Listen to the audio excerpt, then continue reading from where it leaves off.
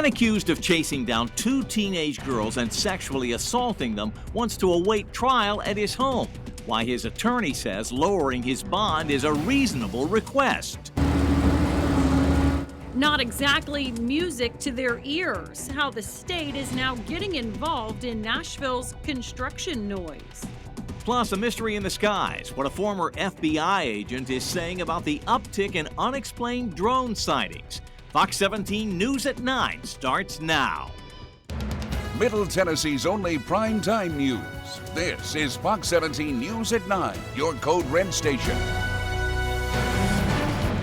We start with breaking news at this hour out of Baltimore County, Maryland. Police say one person is dead, several others hurt in a mass shooting in Thompson. It happened just outside of a funeral home, but investigators do not believe it's connected to the business. Police say they spotted a vehicle on its side on fire and then found gunshot wound victims. 9 people in the hospital right now connected to this violence.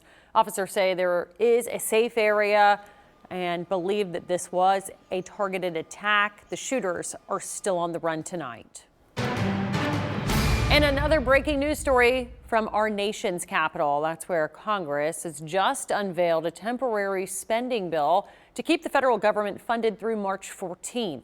It would provide over $100 billion in emergency aid to help states and local communities recover from Hurricane Helene, Hurricane Milton, and other natural disasters.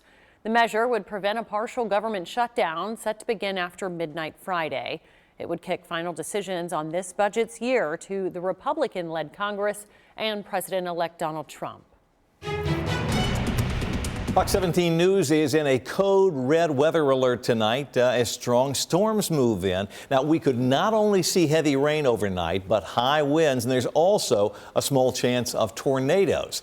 Code red meteorologist Brett Luna here with the timing on this severe weather threat. And, you know, whenever it gets warm like this, it seems like there is a price to pay. Yeah, you got that right, Scott. It does not come without this possible severe weather that we're going to be talking about later on tonight. We were warm today. We had 60 degrees right here in Nashville, and that is way above normal for this time of year. There will be the chance for some strong, maybe a couple of severe thunderstorms as we head through the overnight hours tonight and into tomorrow morning. So that's going to be the main takeaway. That's why we're code red. A few strong to severe thunderstorms will be possible. And like you just heard Scott talking about, strong damaging winds and a flood threat. Those are going to be the 2 main concerns. However, that tornado threat, it's very low, but it's just not zero. So we have to include that right there. As far as the timing goes, I think generally speaking, about 2 a.m. and then 2 p.m., these storms should finally be crossing over the plateau and then moving out of our area. We're starting to see more storms develop up here near the Tennessee River. Here's a wide view of the radar. Nearly everybody dry, but up here in the very far northwestern portions of our viewing area, we have some showers and thunderstorms going on up there. Nothing strong or nothing severe right now,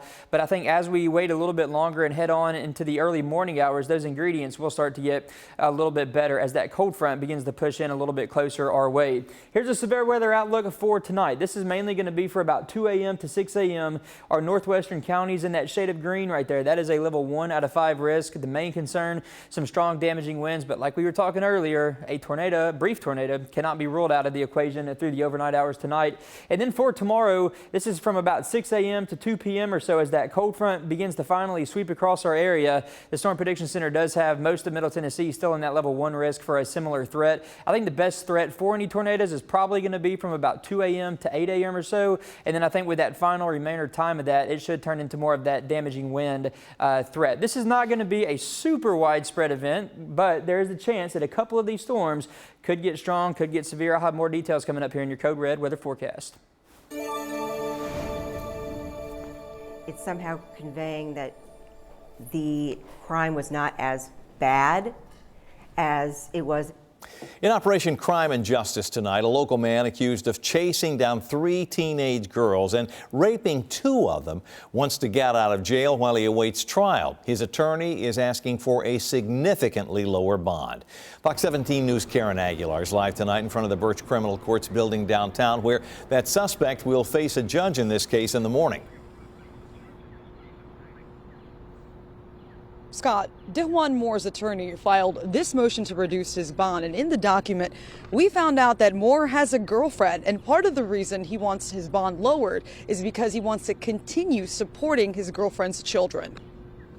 23-year-old DeJuan Moore faces charges of aggravated rape, aggravated assault, and kidnapping. Right now, his bond is $800,000, but he wants it lowered to $100,000. Stephanie Gulper, a therapist with the Sexual Assault Center, says this would be insulting to the victims. That's conveying to the victims a couple things. You're not that important, and this wasn't so bad. Metro Police say on November 24th, Moore forced 3 teen girls to pull behind a Dollar General on Lafayette Street. At gunpoint, he ordered a 17 and 15-year-old out of the car, making them perform sex acts. A third teen called police. Gulper says sexual abuse survivors deal with lifelong symptoms like flashbacks and anxiety. Major ones could be signs of depression, self-harming behavior, self-destructive behavior, and addictions can fall into that. Moore's attorney, Erin Coleman, tells me her client deserves a reasonable bond, especially with no prior offenses. $100,000 is an appropriate bond for this level of accusations. And then there will also for sure be monitoring devices. RAIN statistics show rape suspects released pre-trial often commit a new crime. But Coleman argues it is Moore's constitutional right to have bail, and he is innocent until proven guilty. Ultimately, it's going to be up to the judge. Coleman says Moore's family can't afford the bond, and he needs to make money to support his girlfriend and her children, who are 14 and 7 years old. That's troubling that this person is around children. With Moore's case in court tomorrow morning, victim advocates are hoping the judge decides to not reduce his bond. Reporting live in Nashville, Karen Aguilar, Fox 17 News, your Code Red station. Continuing coverage of the non-stop noise in parts of Nashville. This is actually video taken early this morning of the construction going on down at the Gulch. It's an issue that we've highlighted for months, and now state lawmakers are getting involved.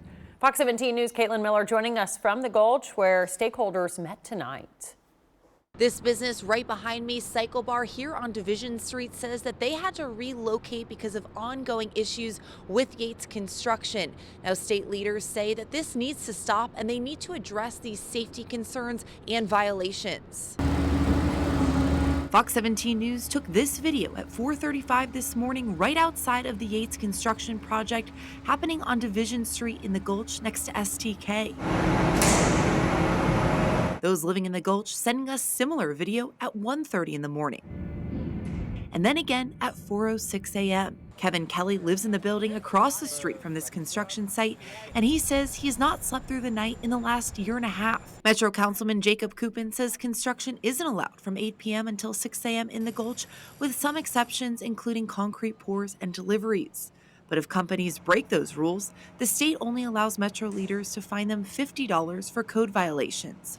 So Representative Afton Bain says she's working with Senator Jeff Yarborough to have harsher consequences. To amend the Constitution in order to allow municipalities to give them the discretion and jurisdiction to find bad actors such as Yates Construction. Representative Bain says they are now fighting this on the state level, so residents like Kelly can sleep through the night. The consequences if I speed, there's consequences if I run a stop sign, but there's not consequences if you operate construction. And also to make sure it doesn't happen in other areas of Nashville. We did hear back from Yates Construction, and their spokesperson says that they have had open communication about their schedules and will continue to do so to be good neighbors. They also did say that the concrete pours they're hoping will end at the end of next month. Reporting from the Gulch, I'm Caitlin Miller, Fox 17 News, your Code Red station. Fox 17 News has been following this story for several months and posting updates each time on our YouTube channel. Just go to Fox Nashville on YouTube and search Gulch Construction to see those stories, and subscribe while you're there. In politics tonight, state electors make it official today, casting all 11 of Tennessee's Electoral College votes for President-elect Donald Trump. They gathered downtown at the state capitol for what is mostly a formality. Mr. Trump won 64% of the votes here in Tennessee, and in the volunteer state, it is winner take all. So after the vote, the electors signed a document certifying the vote, which will now be submitted to Congress for their final tally. Warning signs you can't ignore. The early indications of Alzheimer's. And keeping you from getting ripped off this holiday season, how one retailer that you will be familiar with is cracking down on fake gift cards. In health news tonight, nearly 7 million Americans over 65 right now are living with Alzheimer's disease. A new study finds there are warning signs that you just cannot ignore.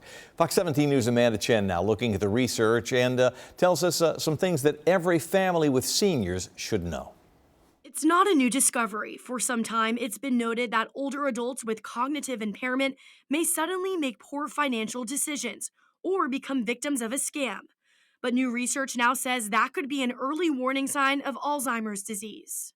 Our study shows that thinning of a brain region known to deteriorate first in Alzheimer's disease, called the entorhinal cortex, is also associated with financial vulnerability in older adults without any cognitive impairment. Dr. Duke Hahn, one of the study's researchers, says that area of the brain helps us imagine future outcomes and assess value. Therefore, he says a thinning of that region may explain why certain older adults might test cognitively normal while making poor financial choices.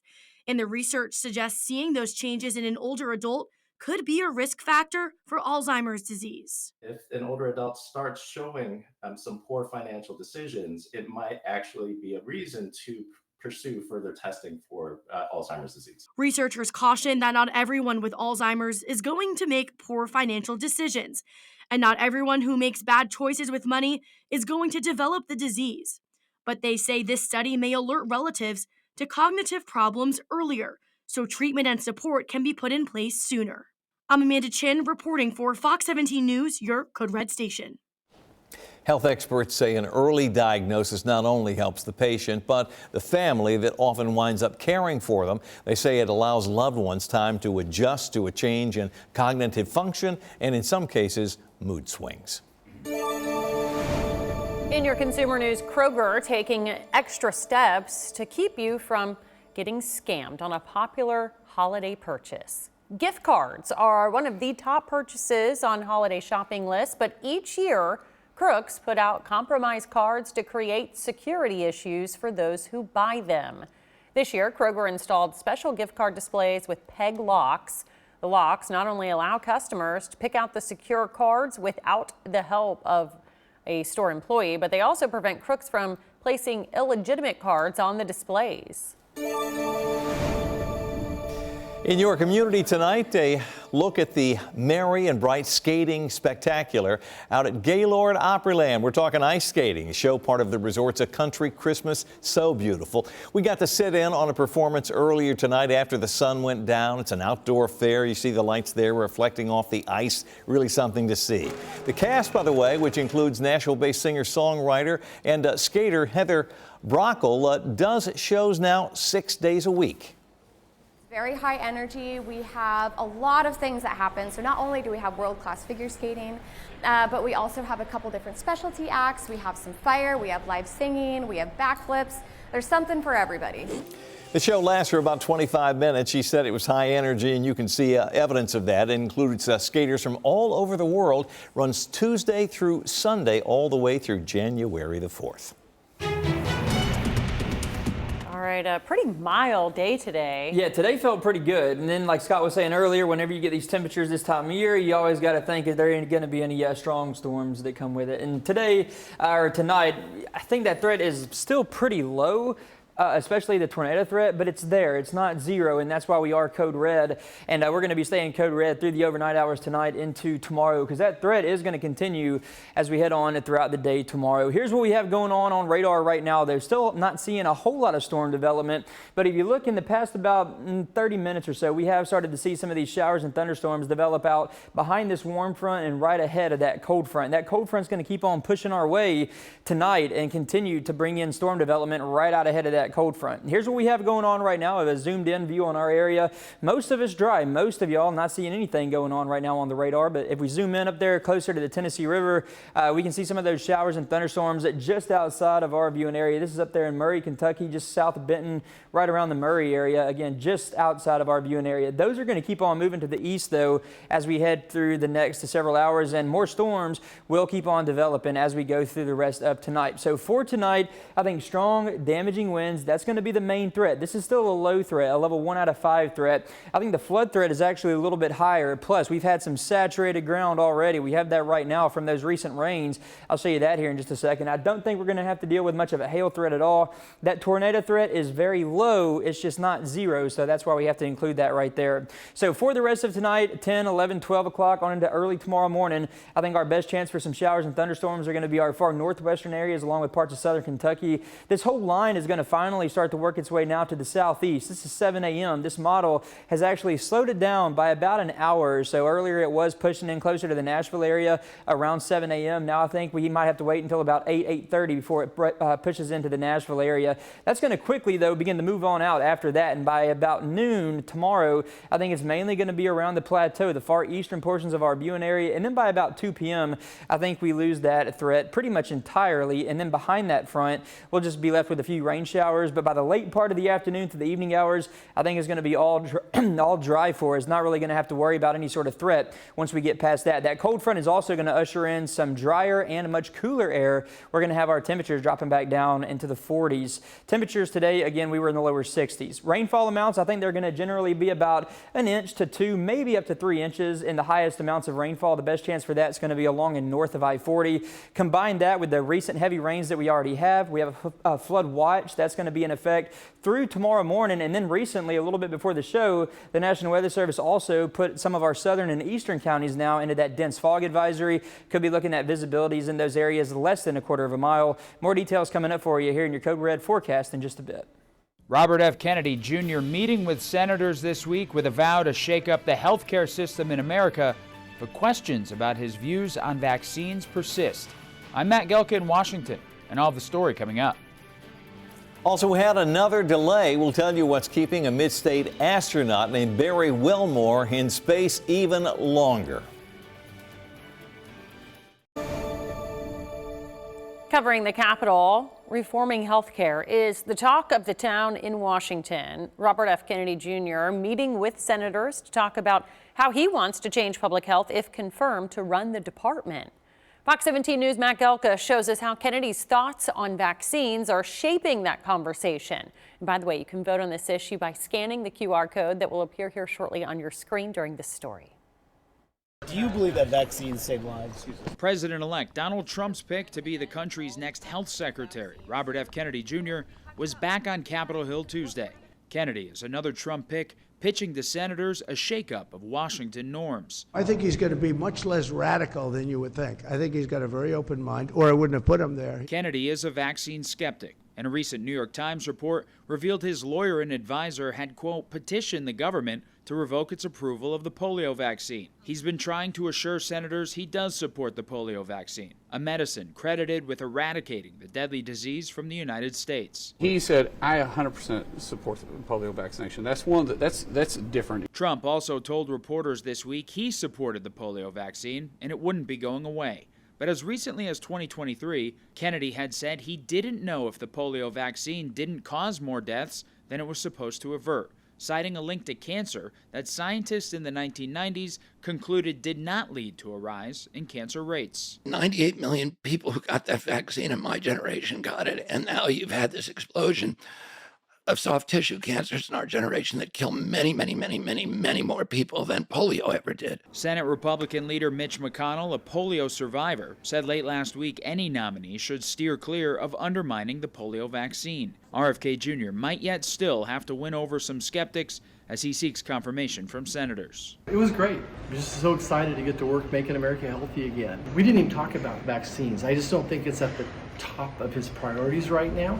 Besides vaccines, Kennedy likely faces questions on abortion. The longtime Democrat supported abortion rights during his presidential campaign this past year and has previously said he does not support government restrictions on the procedure. Reporting in Washington, I'm Matt Gelke.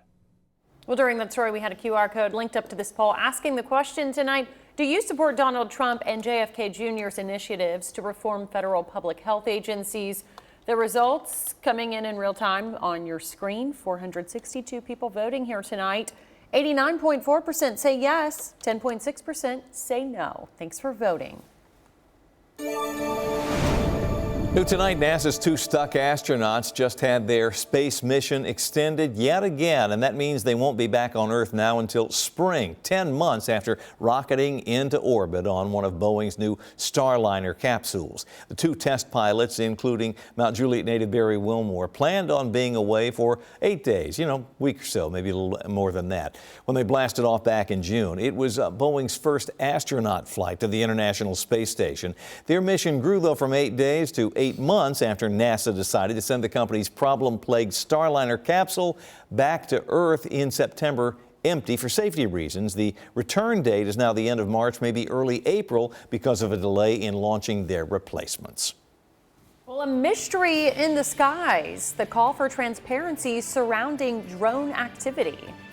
And a timely gift, how a financial hand up for an East Tennessee high school badly damaged and flooding caused by Hurricane Helene will be used. Continuing coverage tonight of the mysterious drones flying in the skies over several states. In a joint statement with the Department of Homeland Security, the federal agencies say there is no national security or public safety threat or any foreign connection. Joining us now is cybersecurity expert and former FBI agent Scott Augenbaum. Scott, why won't the FBI share more information telling us exactly how they know that there is no threat?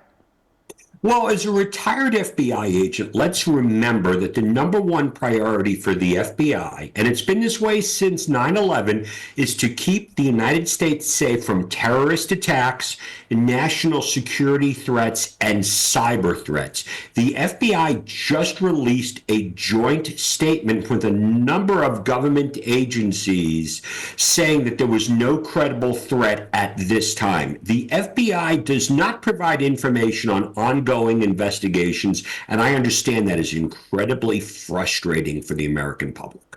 Yeah, and they certainly want more answers. Case in point here, we saw the Chinese spy balloon traverse the entire country, and the current administration did not take any action to intervene or shoot it down while it was over the U.S. mainland. What do you say to those who don't trust our government that it's telling us the entire story? I get it. I understand. Let's go back to the balloon for 1 second. What if we would have shot it down and you have no idea where it falls and it killed or injured someone? What would have been our justification for that? It's the same thing for the drones. The bigger issue here today is that per the Department of Transportation and the FAA, drone flying is legal in the United States. A majority of these drones are made in China, and now drones are allowed to be flown at night. Why have we not seen an outcry like this before? Because now we are so focused on this one thing, and I get it. I got called a couple of weeks ago. I said it was nothing. Then what happens? Where are we getting our information from? Instagram, X, TikTok, and now there's thousands of conspiracy theories by people who are claiming they're experts, and it's really ramping up. Well, is there a chance that the FBI is saying that there is no threat because these are government drones? I mean, let's entertain some of these theories here. Absolutely. I've worked with a lot of government agencies during my career that worked on these different projects, and they would deny right now. Could this be the government doing something? Maybe. What are they doing? We don't know. But at the same time, there are so many commercial uses for drones with different, I was reading one report, 18 different sectors are utilizing drones at this point in time. We're all looking up in the sky. I don't want to discredit anything, but I think also the government especially needs to be transparent in this. If there's nothing there, then let's call it out, or the FAA should just shut down drone flying at night until we figure this all out over these very specific areas. All right, agreeing that we need more transparency. There you have it. Scott Augenbaum, thank you so much for joining us tonight. Thank you, Megan. So we want to know what you think. The unexplained drone activity, does it pose a threat? Almost 350 people voting on this tonight. 59.4% say yes, 40.6% say no. This poll is still live, so there's time to cast your vote tonight. Get that vote counted. You can scan the QR code on your screen. It will take you over to our X page, and we'll show you another update on these numbers tonight at 10. Tonight in Crisis in the Classroom, members of the Metro Council just voted to accept enough money from the state to fund a school resource officer for every public school in our city. That grant will total almost $4 million, and it will pay for SRO salaries. Metro Schools currently has 1 officer in every middle school and 2 in every high school, but not every elementary school in the city has one of these SROs. Metro Police Department has been working to increase its numbers so it will have enough officers to man those additional schools. New tonight, the restaurant group behind country star Morgan Wallen's new downtown bar will get its new sign on the building now. Metro Council giving the request for a variance the green light a few hours ago after voting it down earlier in the year. That no vote came shortly after Wallen threw a chair off the rooftop bar on Broadway that's made so much news, narrowly missing a couple of police officers. This is video of him pleading guilty to a couple of misdemeanor charges last week for that chair incident. Metro Council tonight also passed the mayor's $527 million capital spending plan. Among the items on that list, money for upgrades to some city parks, libraries, and schools. Brent? Scott, tomorrow is going to be a warm one for us, relatively speaking at least. 63 degrees, the forecast high temperature for tomorrow. But with that, and while we're code red, there is going to be the chance for a couple of strong, maybe a couple of severe thunderstorms as we head on into the later part of tonight and very early tomorrow morning before that line finally exits across the plateau closer to noon, 1 o'clock tomorrow afternoon. So 63 for the high temperature tomorrow. There will be a chance for some of those stronger thunderstorms for the morning hours mainly. By 7 a.m., 61, keeping that chance for some thunderstorms in place. They're going to be pushing into the Nashville area by about 8 o'clock or so tomorrow morning. By noon, mostly cloudy. The worst of that will have moved on past the here. Some showers going to be possible though. Nothing bad though. 61 at noon, and then by 5 p.m. we'll have temperatures near 50. This map is the Storm Prediction Center's outlook for tomorrow morning from 2 a.m. to about 6 a.m. It'll be our northwestern counties in that level 1 risk. That'll be the best chance for that possible strong, maybe a couple of severe thunderstorms to develop. And then as we go through the rest of the morning, that threat shifts a little bit further to the east and southward as that cold front moves through. That's from about 6 a.m. to 2 p.m. More details coming up in your Code Red forecast in just a bit. Cell phones, one of the hot targets for scammers these days. What they're doing to get your data and how you can best protect yourself. And the tech companies are courting Mr. Trump, what they want the president-elect to do when he gets back in office. Science and technology, police say scammers are finding new ways to get to your data and other private information. And one item that they're zeroing in on right now is something many of us use each day, our cell phones. Reporter Jessica Patello explains how you can protect yourself. Communicating in the digital era, it's quick, convenient, but it isn't always secure. Digital communication can be safe, but it all depends on the tools that we use and how it's managed. Recently, the federal government revealed a hacking campaign nicknamed Salt Typhoon. It's one of the largest intelligence compromises in U.S. history. Officials say China is behind the attack, targeting the nation's largest telecommunications companies like AT&T and Verizon. The hackers appear to be going after government officials. But now the FBI is urging all Americans to use end-to-end encryption, something tech expert Craig Agronoff says is a great idea. That means that when I send it to you, it's encrypted. When you get it, it needs to be decrypted. So only those two people have access to that messaging. So that means that not even a third party or the system that you're using has access to it. Agronoff says apps like Signal, WhatsApp, iMessage, and even Google Messages have end-to-end encryption and are very secure. But knowing what information not to share is also important. If I am sending my social security number, I am sending my bank information or any passwords whatsoever, or my house code, or my Wi-Fi through text message to somebody else, that's very dangerous, and I advise against that. But sending your passwords in text isn't the only way your information could be stolen. He says you need to be careful when you open up your laptop in public. Another way that people are very vulnerable is inside public Wi-Fi. They go to Starbucks or they go to the local bagel shop and they instantly get the free Wi-Fi and they decide to work there. That is very susceptible towards hacking and getting your information that way as well. That is not secure. We have some showers and thunderstorms that are up there in the far northwestern part of our viewing area. I'll show you how this expands as we head through the rest of the night. Also, some of the threats you can expect coming up here in your Code Red forecast. Plus, a timely gift, how a financial hand up for an East Tennessee high school badly damaged by flooding caused by Hurricane Helene will be used. Tech CEOs flocking to Mar-a-Lago to make nice with President-elect Trump. I'm Atrell Nashar with what an industry insider says they're hoping to accomplish. Tech executives already looking ahead to the new Trump administration in January. Several, in fact, have been flying down to Florida, meeting face-to-face with the president-elect. Fox 17 News' Atrell Nashar shows us why they want to be on Mr. Trump's good side. They're some of the richest people in the world behind arguably the most influential companies. But as Republicans are about to take sweeping control of Washington, tech giants have plenty of reason to be nervous.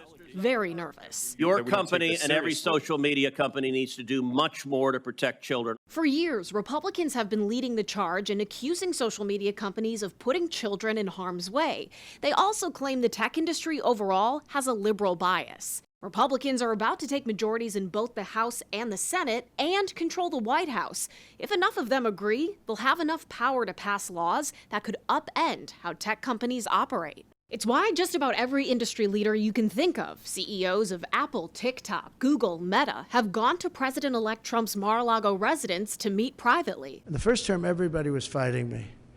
In this term, everybody wants to be my friend. Even Ted Sarandos, co-CEO of Netflix, who's donated to Democrats in the past and whose wife served as an ambassador under the Obama administration, meeting with Trump Tuesday. I think what you're seeing is companies wanting to get on Trump's good side to start. They know the risk if they don't, says Adam Kovacevic, founder and CEO of Chamber of Progress, a left-leaning tech industry coalition. Trump's first administration often regulated companies based on how nice the company was to him personally. Executives also want a seat at the table, especially when it comes to setting AI policy. OpenAI CEO Sam Altman and AI startup Perplexity each expected to donate $1 million to Trump's inauguration. A lot of the tech industry's biggest problems right now are a need to cut red tape, build more data centers, and most people in tech would love to see Trump cut through that red tape. Tech isn't the only industry with these hopes. The banking sector is also optimistic Trump will cut regulations. The president-elect says many bank executives have been calling him. In Washington, I'm Atrell Nashar. An update tonight on relief efforts for East Tennessee High School recovering from destruction caused by Hurricane Helene. Floodwaters severely damaged Hampton High School near Knoxville, and today a local bank there gave the school and its students a $50,000 donation to help with recovery efforts. Looking forward, this money, you probably know, it's gonna help us in the long run. Going to send us to state and national contests. It's going to help replace all of our equipment that we lost during the flood. You know, just the support has been so great. Students and teachers had to relocate classes to a temporary location for a month while repairs to the school were completed. All right, back to our weather. We've been talking about the tornado threat, but there's also a fog advisory out tonight. There is, and I think visibility in some of those areas may be dropping down to about a quarter mile or less. So that's mainly going to be for our southern and eastern areas. I'll have more for you on that here in just a little bit.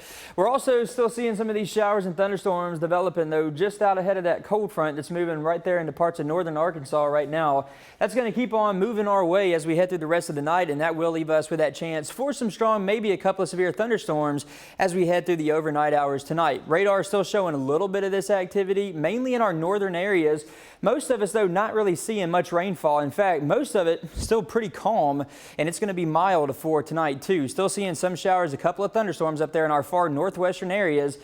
This is just barely here in our viewing area, the very far northwestern portion of our viewing area.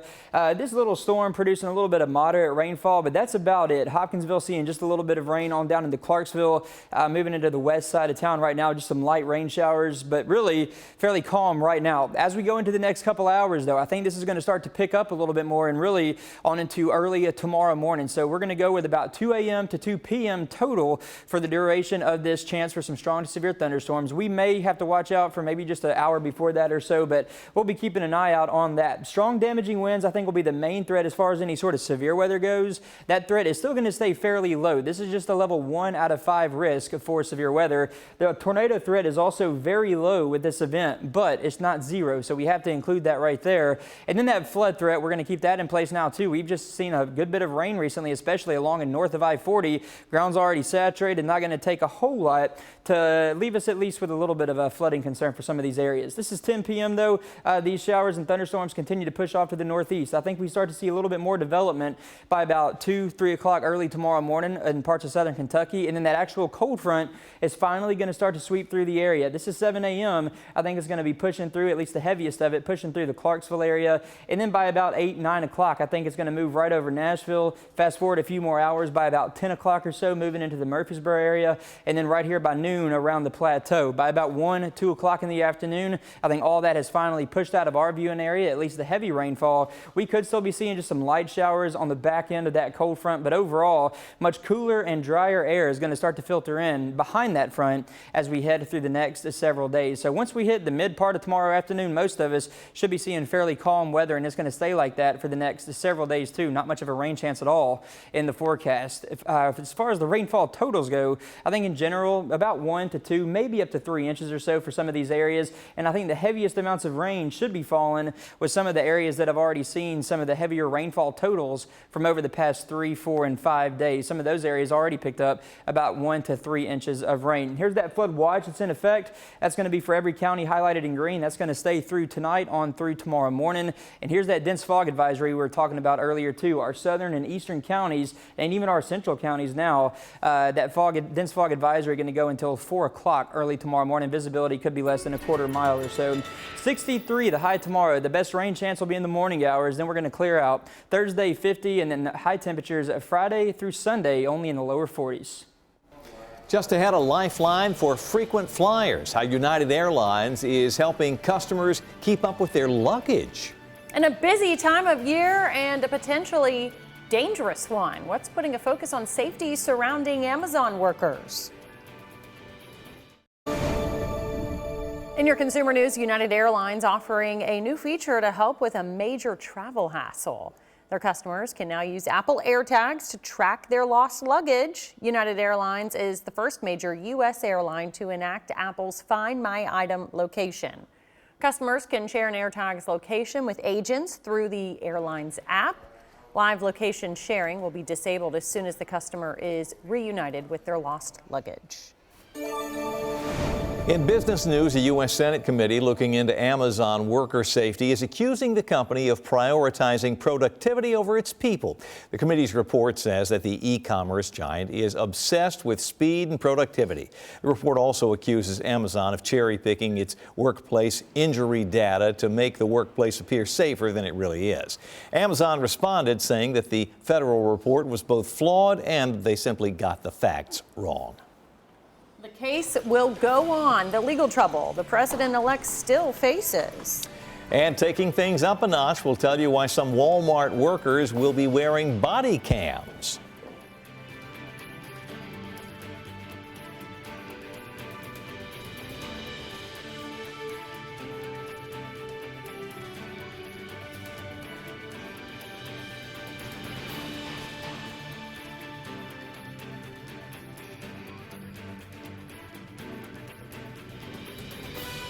Tonight, President-elect Donald Trump trying to figure out next steps after a New York City judge rejects a request to toss out his hush money conviction.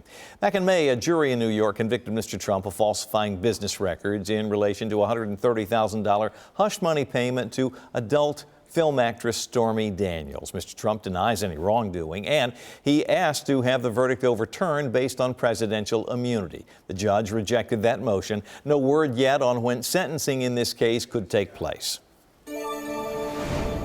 In your business news, some Walmart employees will soon start wearing body cameras. It's part of a pilot program to cut down on conflict and prevent theft. Some locations have signs warning shoppers that they are being recorded.